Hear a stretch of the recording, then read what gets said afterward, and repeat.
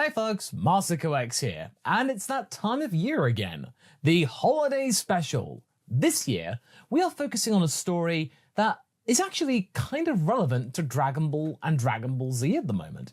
This time, we are talking about the idea of Super Buu, and whether or not he could be redeemed, despite, as it now turns out, his original creation meant to be the definition of pure evil. Could that change? Well, find out as we begin our story in this 6-part series with part 1, the primordial one. It was so long ago that the time seemed like a mere suggestion. Today, barely nobody remembers this period, not even the gods. The universe was young, hot, full of liquid, and within this dense, warm supermatter there was chaos. It was hard to say whether or not chaos was ever truly born, or if it simply appeared as one of the laws of the universe itself. This state of being was shifting and ever-changing, all for units of time no longer used by mortals. And throughout all this passing, chaos was gaining sentience. It's a funny thing, sentience. Evolved from cravings and a more sophisticated form of existence. There was also a witch, a wizard, and a cauldron. Things that the entity did not remember as well. They had that dreamlike property to it. There was a lot of fear involved. The creature knew hunger, but it didn't really need to eat. It learned it from bacteria, by watching them. It could engulf everything in which to consume, but you see, that simply wasn't enough. It learned to hunt when it saw the first crustaceans and fish in the sea. Later on, it learned how to have limbs from amphibians and reptiles. And then the plethora or two-legged creatures came, with something called the culture. Chaos didn't understand this term, culture, but he was attracted to it. It was supposed to put order into their lives, something that was the complete opposite of its existence. But at the same time, through ordering of some aspects of their lives, those creatures, the mortals, had become less predictable, more chaotic. For every structure, there was exclusion. For every act of mercy, there was sacrifice. For one peace treaty, there are a lot of wars, oh, a lot of them. For every bitter herbal medicine, there was sugar, and chaos loved sugar. Everything should be sugar. The violence that it observed was also tempting. It was an easy way to get what it wanted. After all, no one is stronger than chaos. The entity didn't know right from wrong at the time of its appearance. They weren't invented yet, but sadly, a lot of mortals had a tendency to choose wrong. And just like some sort of devilish smoke, it absorbed a lot of what was wrong with all the cultures and civilizations it came across, leaving little to no place for those more positive traits. And when it came for them, they lamented. As it screamed, they even gave it a name from the sound he made. Buu. Majin Buu. Being able to look at yourself without using a reflection is a rare opportunity. In this case, watching the emanation of your worst traits felt confusing, especially as this pale creature is staring at you. This was definitely way too much from Majin Buu, as this weird-looking creature was uncomfortably close to him. Stop it! Who are you? The plump rotund Buu shrieked in terror. Tell me who you are first. The hoarse and demanding voice of this weird, not quite doppelganger responded. Me Buu! Majin Buu! You fool!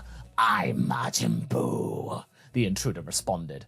This stressed out Buu endlessly, as a mere moment ago, he was furious at that outrageous man who dared to hurt Hercule and Bee, who were now observing it all in terror. The pinker of the two creatures gritted his teeth. Who did that lanky meanie think he was? Finally, the stress got the better of him as he decided to strike. In the back of his head, there were some signs of recognition of something old and sinister. He wanted to shower this abnormal thing in punches, but it dodged every attack with ease. Buu had to take a breath, and it was at this moment when the other creature pounced.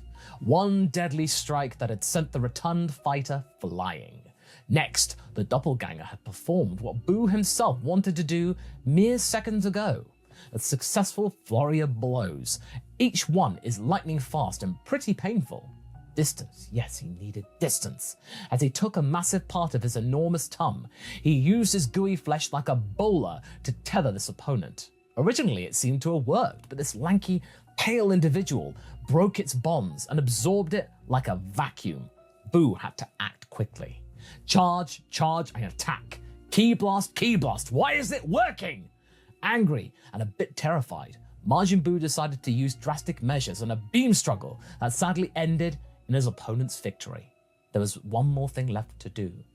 Boo, make your chocolate! The plump warrior yelled as his antennas started to glow a pinkish hue. This pale, lanky doppelganger smiled and blew a powerful gust of wind that reversed the beam back at Buu himself. Everything should be sugar.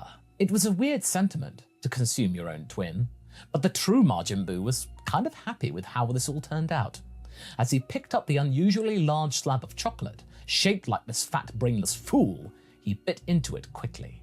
Immediately, he felt a surge of power coursing through his body, which caused him to laugh uncontrollably as pink smoke started to come out through his pores and surround him. He was now in charge. He was feeling how their powers came together. He was becoming something better, something superior.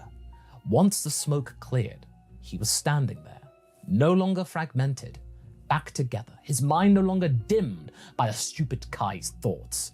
He was finally the best version of himself. As he was basking in his own glory, he heard some sounds behind a nearby rock. Oh, what's this? A first meal for this new and powerful form. It would be a huge mistake to waste this. He decided to literally stretch his body, and as he flew, his facial expression changed into confusion. There was this weird, bumbling man covered in fear with a small dog.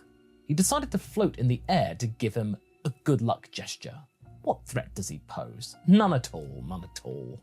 When he was locked in with his own thoughts, the man opened his eyes and looked around, completely oblivious to the fact that Buu was towering over him if he just looked up. Oh, he's gone. He's gone. I mean, of course he is. Have you seen my muscles, B? I'm twice as big as that pink sissy. He must have been afraid of my trademark. He then paused when he noticed the shadow hovering over him. Boo. He uttered, completely terrified. I could eat him any time I wanted. I could turn him and that stupid dog into chocolate, he thought, if I just desired. He means nothing and is nothing. Buu tasted this idiotic name in his mouth. It felt ridiculous, weak and pathetic. And yet, Buu didn't feel like killing him. It's not like he couldn't. He definitely could. Anytime. It was his choice. He just didn't feel like it. He was now in charge. Not the stupid Kais, not the dumb fat blob inside him, or even the chaos. He was born anew and he would do whatever he would want. And for now, he would choose not to kill this man. He will die with the others anyway, once he has his fight. Yes, fight. This Goku person promised the fat blob a strong warrior. Buu liked strong warriors. Breaking him would give him some satisfaction indeed. He left the stunned Hercule to his own antics and decided to go after all the delicious auras he could feel high in the sky. As he was getting closer, he noticed a weird structure reaching high above the clouds. Even from here, he could sense their fear. As he arrived, the shock on their faces was bringing him joy. The green ones. What were they called? He encountered those once before. Well, never mind. It is time to get his toy. Produce! He yelled, and his shriek shook the foundation of the airborne structure that they were on. What is it? Asked the taller green one. Produce a powerful warrior, so that I may fight him. He can't fight anymore. He's taking a nap. Please give him time, said the mortal, as some more humans arrived from inside the building. Oh, we'll wake him up. Buu wasn't going to let this slip too easily. The green one was shaking. Look, Buu, he can fight you, but wouldn't you want to fight him when he's at his maximum power? Waiting's no fun. I hate to wait! The Majin turned his head around impatiently. They would have to give him something good for Buu to even consider that. Do it now! Produce! He smirked. He could see the green one, Namekian. Yes, Namekian! That's what they were called. He remembered now. He was pondering something in his head, and it all clicked. There's still plenty of people on Earth that you can kill for your own amusement, Piccolo uttered, leaving his comrades in shock for daring to say such a thing. Buu gave him a nasty grin. Of course, he thought he was talking to the stupid one, like this plump moron that was in control for so long. That he will get it at technicality. Well, the Majin stepped to the edge of this lookout place and watched the settlements down below. As he turned into the life energy of everyone on this pathetic planet, his brain started counting with a lightning speed. They took him for an imbecile. He will show them. 5,675,551,255, give or take.